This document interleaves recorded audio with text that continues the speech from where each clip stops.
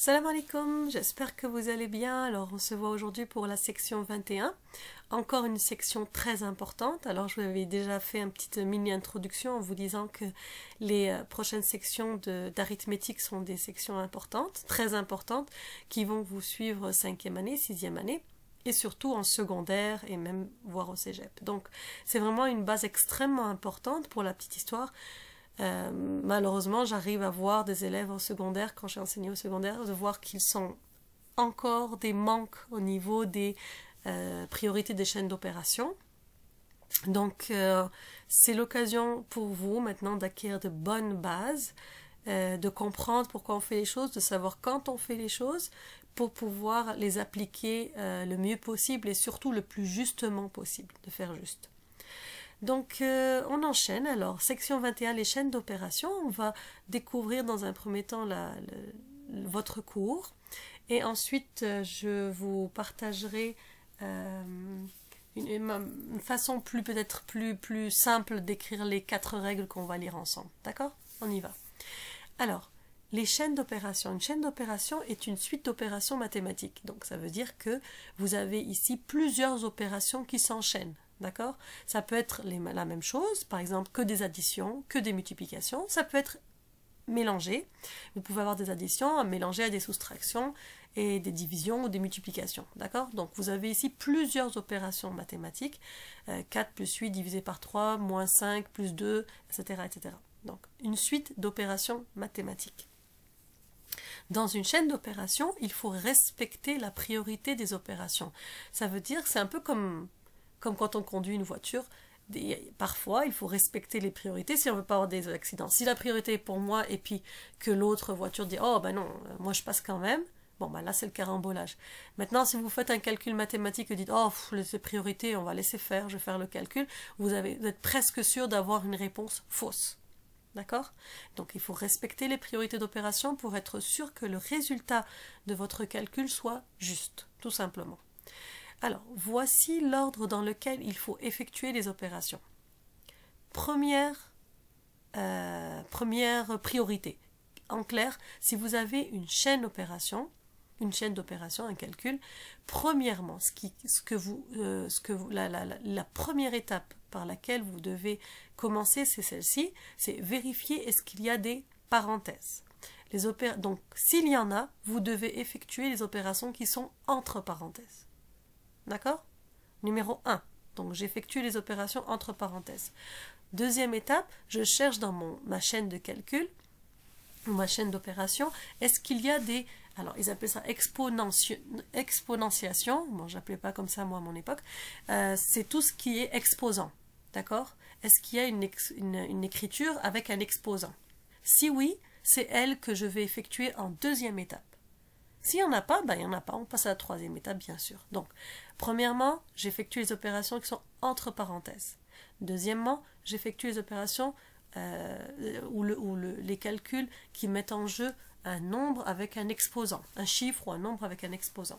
Troisièmement, j'effectue les multiplications et les divisions, alors attention, dans l'ordre dans lequel elles se présentent, c'est-à-dire de gauche à droite. Autrement dit, une fois que vous avez fait les opérations qui sont entre parenthèses et ceux qui présentent un exposant, vous allez vous mettre complètement au début de l'opération, donc de gauche, et vous allez suivre jusqu'à ce que vous tombez sur une multiplication ou une division. Le premier que vous croisez, vous l'effectuez. D'accord? Ensuite, quand vous avez effectué vos multiplications et vos divisions, donc elles ont toutes été faites dans l'ordre dans lequel elles sont apparues, vous terminez avec les additions et les soustractions, encore une fois, dans l'ordre dans lequel elles se présentent. C'est-à-dire, je me mets à gauche complètement et je regarde mon opération jusqu'à ce que je croise une addition ou une soustraction et je l'effectue. Donc, on effectue les additions et soustractions dans l'ordre dans lequel elles se présentent. Ça va? Alors, pour aider ici, vous avez un calcul, d'accord? Un exemple, excusez-moi. Donc, 2 exponentielles, 2 au cube, excusez-moi, 2 au cube, plus, entre parenthèses, 70 moins 40, multiplié par 3, moins 12, divisé par 4. Alors, si on applique la règle qu'on vient de voir, Alors, ce qui est prioritaire, j'ai un peu introduit dans la section 20 en disant ce qui est prioritaire ou ce que je fais en premier, PP, encore une fois, premier prioritaire, c'est la parenthèse, d'accord? Donc là encore, je vais effectuer la parenthèse. Alors, uniquement pour vous habituer à cette façon de faire, et uniquement pour nous, pour pouvoir corriger, excusez-moi.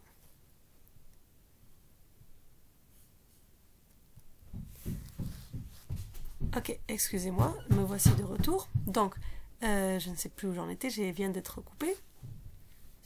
Alors, donc je disais, l'essentiel, c'est que dans ce calcul-là, on commence toujours par la parenthèse, d'accord? Donc, pour que je puisse savoir ce que vous faites, et vous, pour vous donner un repère, même quand vous allez vous relire, il est important de souligner le calcul que vous effectuez. Donc, la manière de présenter ici, c'est qu'à chaque ligne, on effectue une étape, pas nécessairement un calcul, on verra après pourquoi, mais une étape du calcul, d'accord?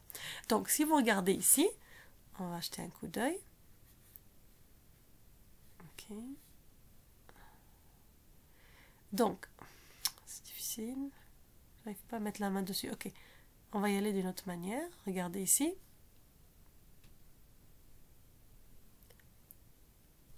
Donc, si vous regardez l'exemple, c'est le calcul que vous avez ici, d'accord? Alors, si on regarde le calcul qui est ici, on effectue donc, je tire un trait sous l'opération qui se trouve entre parenthèses, parce que j'effectue le calcul entre parenthèses en premier. Donc, P parenthèse. Ensuite, j'effectue, donc je mets le résultat. Donc, qu'est-ce que je fais deuxième ligne? Je recopie tous les autres calcul, toutes les autres valeurs, d'accord, et je ne fais aucun calcul à part celui que j'ai souligné, donc celui entre parenthèses. Je mets son résultat et je réécris ma ligne telle qu'elle est, d'accord? On va y aller une étape à la fois. Ensuite, après la parenthèse, qu'est-ce qui est prioritaire? On a dit l'exposant, là où il y a un exposant, E, d'où le E qui est ici. Donc, exposant, j'en vois un. 2 exposant 3 ou 2 au cube. À ce moment-là, je souligne mon 2 au cube et je dis que dans une seconde étape, je vais effectuer ce calcul. Est-ce qu'il y en a ailleurs? Non. Alors c'est l'unique que je vais faire. 2 au cube, ça fait 2 fois 2 fois 2. Donc 2 fois 2, 4, 4 fois 2, 8. Donc 8. Je mets le résultat. Ensuite, je recopie tous les autres sans oublier les chiffres, sans oublier les signes mathématiques. Et là, je regarde, est-ce que maintenant j'ai des multiplications ou des divisions dans l'ordre dans lequel je les croise? Donc, je pars de là, de mon début, et je regarde 8 plus 30 fois 3. Ah, j'en ai un, 30 fois 3.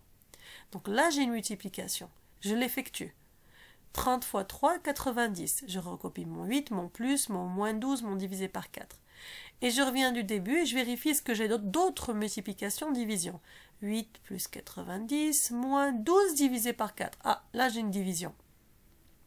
Donc je vais effectuer cette division-là et mettre son résultat. Alors regardez, je recopie le 8, le plus, le 90, le moins, et 12 divisé par 4, ça fait 3. En effet, puisque 3 fois 4, ça fait 12.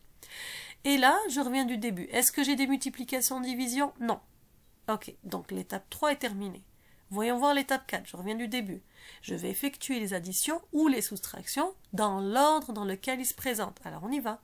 8 plus 90, ça fait 98, je mets le résultat, je recopie le moins 3, et ensuite, oh ben là c'est simple, il ne reste plus qu'un seul calcul qui est une soustraction, 98 moins 3, 95. C'est bon? Donc, on effectue les calculs, pas dans n'importe quel ordre, pas n'importe comment. On commence toujours par les valeurs entre parenthèses, puis les valeurs qui ont un exposant, puis les multiplications et divisions dans l'ordre dans lequel on les croise quand on commence du début, puis les additions, soustractions dans l'ordre dans lequel on les croise quand on part du début et qu'on lit notre calcul. C'est bon? Alors, un truc mémotechnique pour retenir les ordres. Souvent les élèves disent « Oh, c'est la règle PEMDAS ». D'accord? PEMDAS, parenthèse, exposant, multiplication, division, addition, soustraction. Alors, elle est bien et pas bien. Dans le sens, oui, elle vous permet de retenir tout. D'accord? Mais n'oubliez pas une chose, s'il vous plaît, c'est que parenthèse est vraiment le numéro 1. L'exposant est vraiment le numéro 2. Multiplication, division sont le numéro 3. C'est une étape en elle-même, mais il faut retenir qu'il faut les faire dans l'ordre dans lequel elles se présentent de gauche à droite. Et ensuite, addition ou soustraction, dans l'ordre aussi dans lequel elles se présentent de la gauche vers la droite. D'accord? Donc, si vous avez bien compris ça, vous pouvez apprendre par cœur PEMDAS, et là, vous avez appris l'ordre des priorités des opérations. P comme parenthèse, E comme exposant, M comme multiplication, D comme division, A comme addition, S comme soustraction. Sachant que M et D sont, on va dire, dans la même étape, et surtout, elles se font dans l'ordre dans lequel elles se présentent, et A et S, la même chose, dans l'ordre dans lequel elles se présentent après les multiplications et divisions. Ça va? Ok. Alors, on continue. Le cours, bien qu'il semble court, on va dire ça comme ça, il est essentiel et je n'irai pas plus loin au niveau du cours. Vous avez vu, c'était assez rapide, mais il va falloir retenir l'ordre et l'appliquer. Alors, je vous ai donné les exercices 1, 2 et 3 à faire pour la prochaine fois. On va les regarder ensemble, je vais les commenter, d'accord? Ensuite, vous allez pouvoir les faire pour demain. Et demain, je vous donnerai la correction de ces 3 exercices-là et on continuera le cours, d'accord? Alors, exercice 1, souligne la première opération à effectuer dans les chaînes d'opérations suivantes. Alors ici, on ne vous demande pas d'effectuer tout le calcul, bien que entre nous, vous pouvez vous amuser à le faire comme un entraînement. D'accord? Mais tout ce qu'on vous demande dans cet exercice, c'est quel est le premier calcul que je vais effectuer? Par où je commence? Si vous vous souvenez, vous allez appliquer la règle du PEMDAS et vous allez chercher normalement au début une parenthèse. Alors, si je regarde le petit a, est-ce que j'ai une parenthèse ici? Non, je n'en ai pas. Alors, on passe à la deuxième. Est-ce que j'ai des exposants? Je regarde. Petit a, non, je n'ai pas d'exposant ici. Ensuite, est-ce que j'ai une multiplication ou une division selon l'ordre que je vais retrouver quand je pars du début? On regarde. Alors, 6 plus addition, donc non. 7 moins soustraction, non. 8 fois 2. Ah, j'en ai une. 8 fois 2. La première que j'ai croisée en partant de gauche à droite, c'est une multiplication. Si j'avais croisé une division, ça aurait été la division. Donc, multiplication-division selon ce que je croise en premier quand je pars de la gauche vers la droite. Donc là, j'ai croisé 8 fois 2, donc vous allez commencer par 8 fois 2. Si vous voulez qu'on continue l'opération, le résultat de 8 fois 2, c'est 16. Donc, vous allez avoir 6 plus 7 moins 16 divisé par 4. Si vous allez voir la deuxième étape, ça va être 16 divisé par 4. Puisqu'on a dit que l'addition-soustraction vient après. Donc, si je repars de gauche à droite, ça va faire 6 plus 7 moins 16 divisé par 4. Donc, je souligne 16 divisé par 4, ça fait 4. Et là, vous allez avoir 6 plus 7 moins 4. Et là, vous allez avoir addition, soustraction, et de la même manière qu'ici, vous l'effectuez dans l'ordre dans lequel vous le croisez. Donc là, vous avez une addition en premier, 6 plus 7, et ensuite vous avez la soustraction, moins le résultat. D'accord? Voilà, donc moi je vous ai un peu guidé pour le petit a. Vous continuez à faire la même chose pour le petit b. Encore une fois, ceux qui veulent s'amuser à aller plus loin vont plus loin. Sinon, nous, on se limitera à la correction de l'exercice, c'est-à-dire de souligner la première opération à effectuer dans cette chaîne d'opérations. C'est bon? On continue.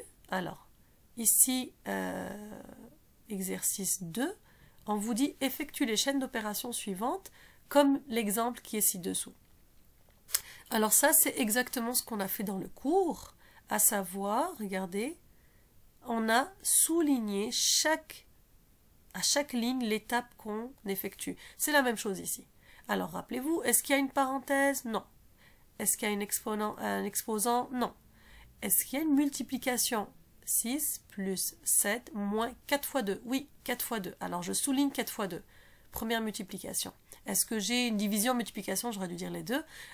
Finalement, j'en ai qu'une multiplication. C'est la première que je croise, c'est 4 fois 2. Alors, j'ai recopié dans la deuxième ligne. Le 6 revient, le plus revient, le 7 revient, le moins revient. Surtout, n'oubliez pas les chiffres et n'oubliez pas les signes. Sinon, vous allez faire faux. Et j'effectue 4 fois 2, 8. D'accord? ce qui fait 6 plus 7 moins 8. Ici, je n'ai que des additions et des soustractions, donc j'effectue dans l'ordre dans lequel je les croise. Donc j'effectue mes opérations de gauche vers la droite dans l'ordre. 6 plus 7, ça fait 13. Ensuite, j'ai 13 moins 8, n'oubliez pas de recopier le moins et le 8, ce qui me fait maintenant une soustraction, et j'effectue ma soustraction tout simplement, et j'obtiens 5. Ça va? Donc n'oubliez pas PEMDAS, je vérifie les parenthèses, est-ce qu'il y a un exposant, je vérifie ensuite multiplication et division, dans l'ordre dans lequel ils se présentent, et addition, soustraction, encore une fois, dans l'ordre dans lequel ils se présentent. D'accord? Donc on effectuera une correction détaillée pour l'exercice 2 afin de bien voir qu'est-ce que vous devez faire à chaque étape. C'est bon? Alors, pour chaque chaîne d'opération exercice 3, ajoute les symboles plus, moins, multiplier ou diviser qui manquent. Bon, là c'est un petit tour de passe-passe. Ça vous permet de vous rappeler aussi, d'appliquer à l'envers les priorités. Pour trouver, par exemple, petit a, pour trouver 14, alors, qu'est-ce que je dois mettre? 3 et un signe mathématique, 4 avec un signe mathématique et 2. Sachant que pour trouver 14, il faut respecter les priorités d'opération. Donc, par exemple, je dis n'importe quoi, si j'ai mis 3 fois 4, d'accord, si je mets moins 2 ou plus 2, le fois va être prioritaire, la multiplication va être prioritaire. Si je mets 3 plus 4 fois 2, le fois va être prioritaire, donc 4 fois 2 plus 3. Etc., etc. D'accord? Donc ici, vous allez écrire les symboles mathématiques et vérifier en tenant compte des priorités que vous trouvez bien le résultat qu'on vous donne ici. Ça va? Voilà, donc ça constitue les exercices à faire pour la prochaine fois. Donc vous avez vu, la vidéo est relativement courte, mais très concentrée, on va dire, parce que je vous dis, c'est vraiment une partie très très très importante qui va vous suivre encore longtemps. Donc si vous arrivez à l'assimiler, à bien comprendre, savoir quand je l'utilise, faites très sérieusement l'exercice 2 s'il vous plaît, et n'hésitez pas à avoir le cahier supplémentaire. Je suis sûre qu'il y a des exercices de ce genre, du genre de l'exercice 2 dans le cahier supplémentaire. D'accord? Donc plus vous vous entraînez en arithmétique, c'est plus on en fait, plus ça devient facile, parce qu'on réitère, on répète les règles dans notre tête plusieurs fois jusqu'à ce que ça devienne très facile, très évident. D'accord? Donc voilà, donc on va s'arrêter ici aujourd'hui. Je vais vous voir demain, Inch'Allah, pour la correction des exercices. Sur ce, je vais vous dire salam alaikum.